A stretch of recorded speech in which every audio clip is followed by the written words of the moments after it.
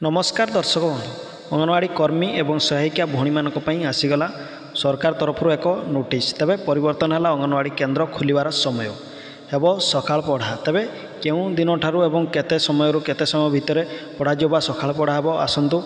संपूर्ण अपडेट जानिबा ए भिडियो तेणु ओडिशार अंगनवाड़ी कर्मी एवं सहायिका भौणी माने भिडियो देखुथिले भिडियो को लाइक कमेंट शेयर करिया सहित चैनल को सब्सक्राइब करंतु तेबे दर्शक बंधु खूब शीघ्र होगा जाऊँगी सकाळ पढ़ा तेबे मार्च मास 10 तारिख रु सकाळ पढ़ा हेब तेबे